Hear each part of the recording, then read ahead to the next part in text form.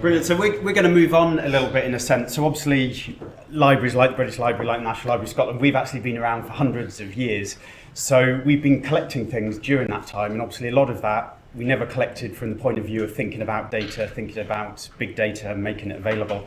So how do we now go about sort of converting a lot of those collections that we have into data so we can make them available? So we'll talk very quickly just a little bit about the library and its collections, how it came to be, so that you understand sort of the library and what it is we're looking at there. Work we're doing with digital collections, what we're now moving on to in terms of developing a digital scholarship service and how that's sort of starting to make us think and reanalyse how we do things. So for example, for the past 20 years we've done digitisation to put images online. Now we're saying, well, actually, what does digitisation look like when we look at it from the point of view of making that available as data, and how does it change digitisation? And then a little bit about collections to data and back and forth. So just a very, very brief sort of potted history of the National Library of Scotland. We've been around since the late 1600s. Initially founded as a faculty of advocates library, so this is a sort of the legal profession in Scotland really, and their professional body. 1710, the Copyright Act came along, so we became a copyright library. You're entitled to claim a copy of everything published in the UK. 1925, it got to the point where obviously sort of this legal body holding what was essentially the national collection there decided this isn't really for us, we need a national library. So they gifted that to the nation. About that time, it was around about 750,000 items in the collection. And then obviously that has grown substantially over the past few years. So we were up to, I think in 2014, we were around about 24 million items, 120 miles of shelving. So that's the sort of scale we use. If you ever visited our George IV building in Edinburgh, this is sort of it while it was being built. Note that the pavement doesn't actually correspond to the ground floor, which is interesting. The reason I tell you about this, though, really, the history is obviously you always need to think about the collection that you're dealing with, how that collection came to be. You know, a lot of people think, well, you're a legal deposit collection, surely you have everything. We don't. You know, this is things that have been selected by a certain group of people. There's certain biases in that collection and so forth. So obviously, as we now come to reselect what's in our collections for digitisation, there's sort of even more bias can come into that. So as was mentioned in the previous talk, we then had the 2013 Legal Deposit Libraries regulations, and this essentially allowed us to move from collecting physical items to collecting digital items. So they talked about the web archive, but then we also have all the sort of ebooks and e-journals that we collect. So the vast majority now of journals, sort of serials, come in electronically, as do a lot of ebooks. So we're sort of changing the way we collect. That comes in sort of faster and faster every year that we've ever had before. So sort of February this year we just tipped over, so we're now sort of 30 million items and growing very, very fast. So where does that leave us in terms of what we want to do with it? Obviously our vision ultimately would be, can we make all 30 million items available as data? You know, they're available as collections, they're available to be consulted, to be read, to be enjoyed, to be used, but actually how can we make them available for research and other purposes as data? And obviously, you know, I guess it goes without saying from our point of view, as openly as possible with as few restrictions as possible. So there's a few steps we've sort of taken over the past few years. We have a sort of rudimentary open data repository. I wouldn't necessarily visit it. There isn't too much in there. A lot of it is sort of metadata collections. You know, we promote that for sort of research use. We've had quite a lot of creative reuse of our collections as well. We put our corporate data in there. If you want to see all our expenditure of our credit cards, our corporate credit cards, we publish that openly as well. So that's all in there. And then just this year, we're now starting to sort of consider really as a library what our role is around digital scholarship. And that's sort of why we have Sarah now as our first digital scholarship librarian.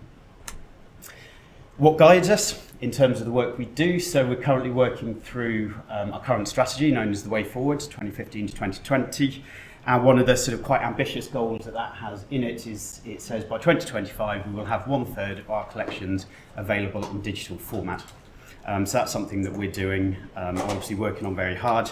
As you can imagine, a lot of what we gather now comes in digitally, so our collections grow quite quickly digitally that way, and then we sort of do digitisation to top it up to the third as well. And really that sort of recognises the library's going through a very, very big digital transition in how we move very much from a sort of physical on-premise service to an online worldwide digital service. So we sort of ask ourselves, well, where should we start? You know, where's the best place to start making data? What can we do with this? So we have, obviously, as we talked about, this sort of flagship non-print legal deposit collection. So this, since we've been collecting in 2013, numbers around about 5 million ebooks and e-journals, on top of obviously the 500 terabytes of web archive as well. So these are prime candidates for digital scholarship. Surely, you know, it'd be great to be able to do text and data mining on this. Alas, a bit like the restrictions they were talking about with the web archive in the previous presentation, we can't allow this. So when the regulations were put together, unfortunately they sort of trump copyright legislation. So where with copyright in the 2014 exemption that hopefully you'll all be aware of, that says anything you have the right to read, you have the right to text and data mine, because this comes in through a different type of regulation, the Legal Deposit Library's non-print work regulation. That doesn't align with copyright, so we can't actually use those affordances through the copyright laws to make that available. And obviously we talked about the web archive as well. I think someone asked one of the questions just in terms of, well, are we going in the right direction? Are we trying to make this more open? So we've just had what's known as the post-implementation review, undertaken by the Department for Digital Culture, Media and Sport, who oversee libraries in the UK. Basically reviewing this regulation and saying, is it still fit for purpose? And sort of the two big things that came out of that are, one, we want to see a change to make the web archive open. You know, everyone else's web archives are open, the Internet Archive and things, why can't ours be open? And can we align our ebook and e-journal content with copyright so that we can make it available for text and data mining? So DCMS at some point in the future, I'm not sure when, but they'll be running a consultation about this. So if you ever hear about a consultation on the post-implementation review of non-print works regulations, please don't fall asleep. Sounds a bit dull, but it's your chance to sort of help us sort of make those changes. So where next? If we can't do those, obviously then we start to look, well, what can we digitise? So we put a lot of effort, a lot of money into our digitisation, really scaling that up. So just to give you an example, so 2 years ago we digitised over 100,000 that year, 128,000 items. Last year up to 201,000, and we're sort of increasing this year by year. That obviously creates digital images and metadata, which is what we've always, I guess, considered when we're digitising, but now we start to think a little more about the data and how we make that available. We do what you might call traditional digitisation, your sort of your camera and your copy stand, and then we do our mass digitisation as well. Now, sometimes people sort of turn their nose up at mass digitisation and think, well, that's bad, that's horrible, that's low quality, they're not taking care of things, they're just throwing it sort of through. Mass digitisation, I think, or certainly the way we look at it, it's almost a bit like one of the definitions of big data. So if you take the definition of big data being basically, I can't work with the traditional tools I've used, the data is just too big for that, I have to change the way I work, then mass digitisation, or I suppose you could call it big digitisation, is the same. It's the same quality, but you're just saying we can't do this at the scale we used to do it anymore, so we have to just reinvent all our processes, all our workflows, all our equipment and so forth to actually be able to do things or to do much more digitisation. And then obviously we have sort of sound and moving image digitisation we do as well. So to give you an example then of mass digitisation, this is still very high quality digitisation, 71 megapixel shutterless cameras, 10,000 images per day, all sort of quality controlled at page by page basis. It's still very, very high quality. We're just trying to make our workflows and our processes as efficient as possible. We run, because of that, we try, you know, cameras are expensive, so we keep them running from sort of 7 in the morning till 9 at night. So these are the sort of things that challenge in the library. We're a 9 to 5 organisation really, so we're trying to move that. Working at scale, then obviously what does that mean from a storage point of view? They mentioned non-print legal, the web archive is half a petabyte. All our digitisation now adds up to about another half petabyte. The non-print legal deposit collections, another 1.5 petabytes. So anyone who manages storage sort of starts totting this up and realising we have an awful lot of storage. Plus we keep 3 copies of all of this, or 4 copies actually, of the non-print legal deposit collection. So we are in, particularly between the different legal deposit libraries, we're in tens of petabytes now. You know, we're really storing at scale. Our own content, we keep 3 copies, 1 in Glasgow, 1 in Edinburgh, and a 3rd copy in the cloud. So that's sort of how we preserve this content as well. And then just one very quick slide, just to go off to the side slightly. We've been lucky we've got some AHRC funding. We're working on a project with a number of other organisations, the British Library, National Library of Wales, RLUK, and Information Studies at the University of Glasgow. basically asking this question: what if it were possible to search all digitised text and download a dataset or corpus specific to you? So no one has ever, as far as we know, created a database of every text that has been digitised worldwide. You know, libraries are scaling up their digitisation, but no one's actually coordinating this, bringing together a single list. So if you want to know if a book has been digitised, you have to go to Google Books, you have to go to Internet Archive, you have to go to HathiTrust. You might find it, you might not, and even if you don't find it, doesn't mean it isn't digitised somewhere. So would it be possible for us to bring this together, you know, as one big searchable service? And then from a sort of digital scholarship point of view, wouldn't it be fab if you can go in there, do a search, cut, filter, query, get this corpus that's specific to what you want from all libraries across the world, hit a download button, and there's your data set. So essentially this is what we're looking at. So this is funded by the AHRC at the moment. We're running a couple of workshops, one in London on the 19th of June, I think it is, and one in Glasgow in December. So if you're actually interested in this topic and what it might enable you to do with your work, have a chat to me, because obviously we can get some invites to these events. So how do we go from digitising items to turning them into data? I'm going to talk a bit about our new digital scholarship service at the National Library of Scotland, some of the activity that's been taking place in the last couple of months, and also some of the broader questions that it's making us ask about ourselves as collectors. So our digital scholarship service has got 5 main objectives, and the first one is to enable the use of computational research methods with our collections. So that means making our collections available as data. In doing this, we can then help to fulfil our second objective, which is to make sure that our collections are being used to their full potential. So we want to make sure that we're enabling all kinds of research with our collections. There's also an internal culture change element of the service, so we want to make sure that we're a library that understands digital scholarship. So we'll be setting up training sessions in the library and hopefully bringing in some academics as well to come and talk about your research with us. And our fourth objective is to promote transparency in our data creation processes. I'm going to talk a bit more about that one in a minute. Lastly, and perhaps the most challenging one, we've set ourselves to anticipate the future of research. And by this I mean that we want to make sure that our data collections stand the test of time, that they're still relevant and useful even when technologies change or methodologies change as well. So this is how we're positioning digital scholarship at the National Library. As you'll see, it sits between our collections, computational methods and research activity. So we've deliberately differentiated digital scholarship from National Library of Scotland digital scholarship to make it clear that this is about using our collections in research. And we're defining digital scholarship quite broadly as the use of computational methods and with National Library of Scotland collections to enable new forms of research. So what we're working on at the moment is making our collections data available. So Stuart mentioned that we've got a mass digitisation programme underway at the moment, and we've got huge amounts of OCR text and also images coming out of that, so we're working on making them available first. We've got some great collections coming up, including a medical history of British India. We've got the first edition of the Encyclopaedia Britannica, some 19th century spiritualist newspapers, Scottish exam papers collections, and many more as well. So they'll be coming up around autumn time. But we're also excited about making our other collections data available as well. So we've got great image collections. We're currently digitising about 14,000 images from the McKinnon collection, along with the National Galleries. We've got metadata collections that can be analysed at scale. We've got our corporate data that we make available that's from we're producing on a day-to-day basis, as well as many other collections data, and we'll be working on them next. So on a day-to-day basis, we've been looking at how we make our collections available as data. And so this means for digitised material, thinking about why we're digitising in the first place. So digital scholarship presents us with a new use case for digitisation. We're not only now making our collections available for online image galleries, but we're also needing to generate different kinds of file formats for research purposes. So on the left-hand side of the screen here, you can see a broad process of how we go from a print collection to a data collection, and all the kinds of questions we need to ask in between. So what kind of file formats to be keeping and creating, how we compile a metadata document, and how we wrap all of this up and make it available online.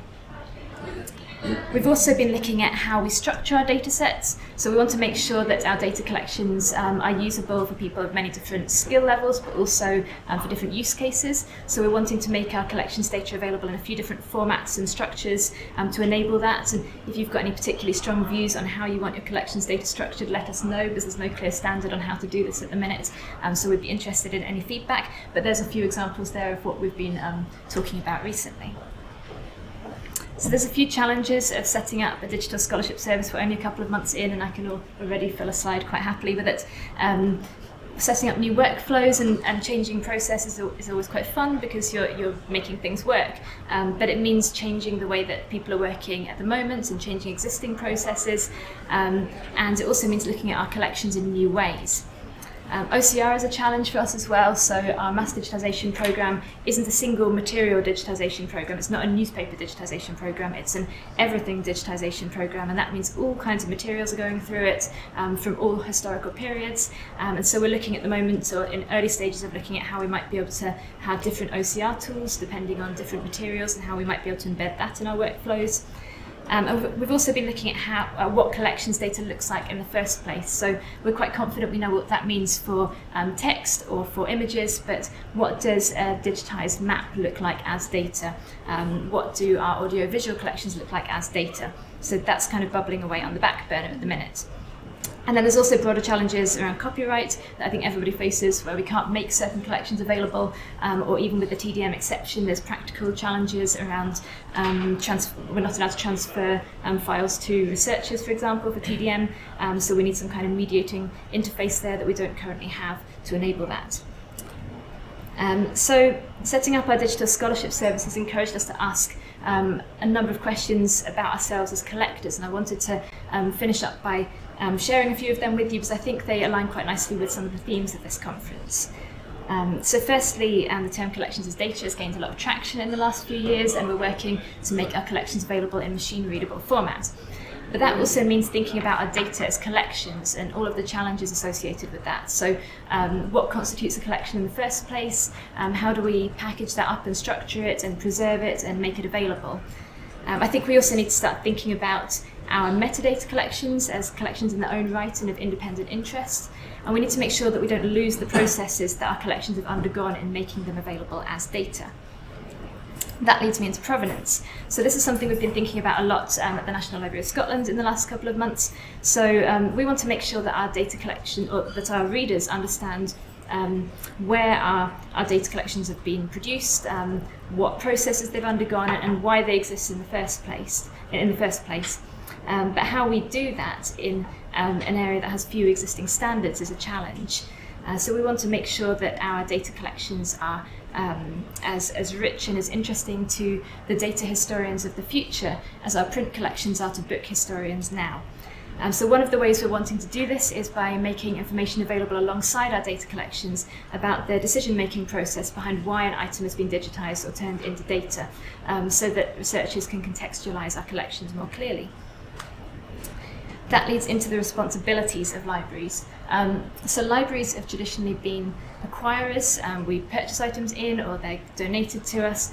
We then describe them to supposedly objective, neutral standards, and of course that's problematic in itself. And we then make them available. But with this digital transition that we're going through, we're now seeing that as well as this, libraries are becoming producers of our own collections. So our Digitisation programme, for example, doesn't only produce huge amounts of OCR text as data, but we've got data coming off the process more broadly. So we've got data coming off the scanners, off the OCR software, off the digital production tools. We also produce metadata along with other libraries, and we produce corporate data on a day-to-day basis. So what are our responsibilities as data producers? How do we describe our own data and convey information about how and why and where our data is being produced? And how do we contextualise our own processes? How do we make sure that libraries retain their position as a trusted source of information when we're producing that information ourselves? I think one of the solutions here has got to be around transparency, and that's why we've put it in one of our 5 objectives of our service. We want to make sure that we contextualise our collections, and we need to be doing this more. But that then leads me into standards. Again, there's no set way of doing this across the board, and there probably needs to be some kind of discussion across the board with libraries about how we can do this in a consistent and coherent way. So lastly, digital scholarship and collections as data is a disruptive influence in the library. I think a long overdue one. In the same way that digital scholarship brings together academics from areas that haven't traditionally worked alongside one another, so it is in the library, and we're seeing that teams are coming together to produce our collections as data and working together in new ways. And it also means thinking about our collections in new ways too. And all of this means you're visiting the idea of what the library is. Producing or making our collections as data available, whether that's at a national library level or at a global dataset level that Stuart was talking about, gives us opportunities to rethink the library and to look again at the structure of libraries and the roles within them and the skills within them.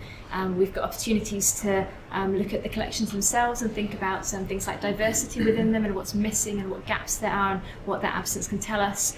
It encourages us to look at discovery again and think about how we're finding things and also what we find when we get there. And it means looking at the transparency between libraries and their users and thinking about the conditions that our data and digitised collections are being produced in. So those are some of the broader questions we've been asking ourselves as we've been setting up the Digital Scholarship Service. We'd be interested in your questions and your views on these too. Thank you.